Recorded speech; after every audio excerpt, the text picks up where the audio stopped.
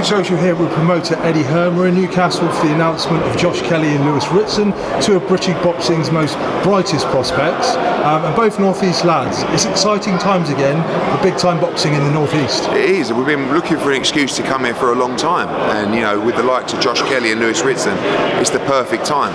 Two guys that are really on the way up, have so much more to offer, such a long journey to take place, and I think the North East fans can really get behind them. They have already, but they can watch them grow here.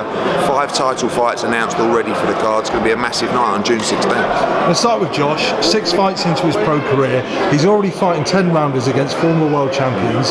You and Adam must have such great confidence in his ability, but also his ability to handle the pressure. Yeah, it's Adam really. I mean, I'm delighted when a trainer wants to move at this pace, because obviously, early on they're going through the learning process.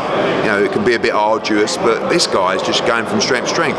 Big win against Carlos Molina last time out at the Millennium Stadium, over 10 rounds. Now he's fighting the Commonwealth champion over 12 rounds. So this is a big night for Josh Kelly. He seems to be taking all these steps in his stride and with ease. This is, I expect, to be by far the toughest fight of his career, but a major title in only his 7th fight. And again, North East should be very excited about Josh Kelly. Josh's instinctive fighting style relying on his reflexes as well as his in-ring showmanship, remind me of a certain Prince Naseem Hamed. Yeah. Do you think that Josh will capture the mainstream audience like Naz did and reach the heights that Naz did? Yeah, I think they're very similar in many ways, but we're seeing already the response just on the digital and social media numbers of Josh Kelly. People are enthralled by watching him by watching him fight. He's so entertaining. I think you're going to see different levels from Josh Kelly. Sometimes against Molina, he was sort of saving himself a little bit, didn't exert himself too much. Then you're going to see the spiteful Josh Kelly, like you did with Naz. Every now and again with Naz, you think, oh, he's messing around, then bang, bang. But when he had an opponent hurt, he would always get them out there. And I think Josh Kelly has all the ability to go on and become a world champion, but these are the major tests that he has to get past on the way.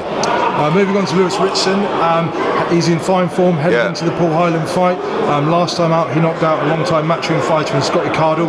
Do you think Cardle came out training with him? Do you think it was the wrong tactics against Ritson? I don't know. I mean, what do you do against Lewis Ritson? You can say that you can get on your back foot and box, but then he's going to cut you off and he's going to try and beat you up like he did against Robbie Barrett. You can come out all guns blazing, but the last people that have tried to do that is Joe Murray and Scotty Cardle. One was over in the first round, one was over in the second round. Paul Hyland is a very good boxer puncher. He can fight, he can box, but he likes to get involved. This is going to be an unbelievable fight. You've got 18-0 in Paul Hyland Jr. against 15-0 in Lewis Ritson. This fight is for the Lonsdale belt outright for Lewis Ritson. It's a great achievement, but again, he's showing at these levels that he has so much more in the tank, and he's fighting the top end of the British title level. Scotty Cardle, he had the belt, nearly won it outright. Paul Hyland Jr., probably beyond British level himself. So Ritson is just another one of those guys with his trainer, with his management team. They fight anyone you put in front of them. But I believe that Lewis Ritson can go on to European and world level. Again, you've got 2 guys there who are going to be moving to world level about the same time, and obviously both from the North East. Eddie, moving on to the heavyweight scene, correct me if I'm wrong, but we're heading off to New York this week for Joshua Wilder negotiations. Has AJ actually given you a percentage that he's willing to concede with Wilder, or does he leave the numbers up to you? We worked out the numbers together, and collectively we made him an offer that we were all happy with. Of course, it's an offer. There can be negotiations. We didn't hear back from them, so I tried to arrange a meeting, which they've accepted, and we'll do that on Thursday. So it's a long way to go, but I feel like we can't make it any more obvious that we want the fight. If I didn't want the fight, we wouldn't waste my time going to meetings and making offers. Anthony has told me that's the fight he wants next, so that's the fight we're trying to make, and we'll see what happens over the next week or so. And Eddie, can you give the Boxing Social viewers an insight into how a fight is traditionally made? Because from the outside, looking in on the Joshua Wilder negotiations, Wilder's team seems to be a lot of parties involved. Is that conventional to have sort of... It's not really, no. I mean, I much prefer to have one guy that you talk to and one guy... generally the fighter will call the shots, but the fighter, the promoter and the trainer and manager will call the shots. So one guy to deal with. Here obviously you've got Jay Diaz, who's like his long-term friend and advisor. You've got Al Heyman, who's his advisor, and you've got Shirley Winkle, who's his manager advisor. So it's tough because you don't know if those 3 get on. You don't know if those 3 are telling each other the truth. I'd just rather sit down with one guy, he goes back to Deontay, and you know, I'd prefer if Deontay was there, you know, because you don't know what's being fed back to him. You don't know what percentages those 3 individual people are taking. With Anthony, he doesn't have to pay 3 individual people, so he has less expenses in that sense.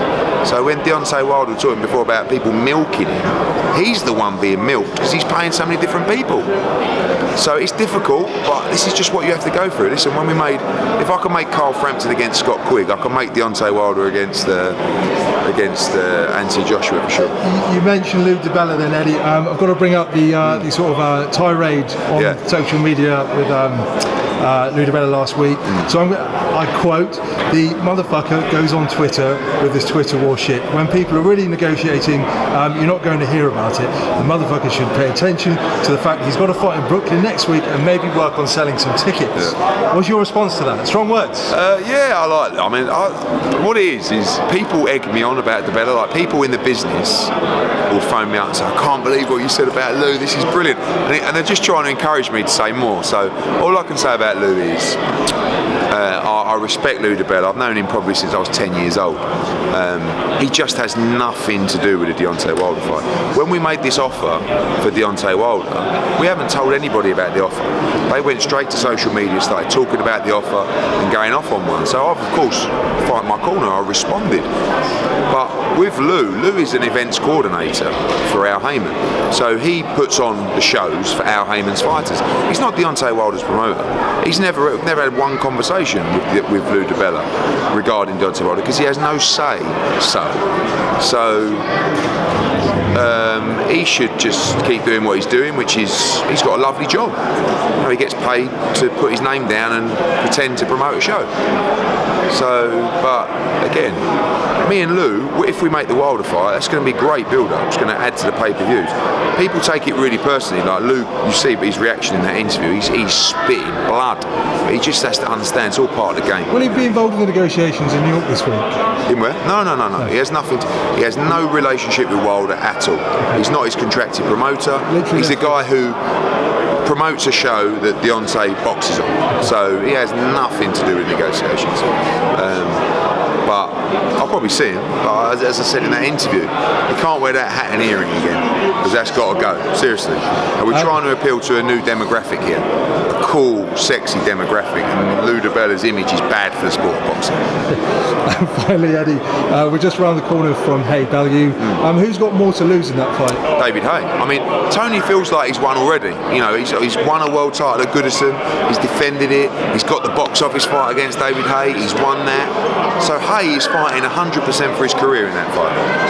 And he's so determined. I see it in his eyes, and I know how much it's hurting him to not say what he wants to say about Tony Bellew, because he's trying so hard to stay calm, focused, and not let Bellew wind him up. Wait for fight week next week. It's going to be a lot of fun. We're all going to be trying to get under David's skin, rattle him about a little bit, because we want to tear up. And Tony Bellew will win that fight. It's going to be a great fight on May 5th. Eddie, thanks for being boxing. Cheers, mate. Cheers.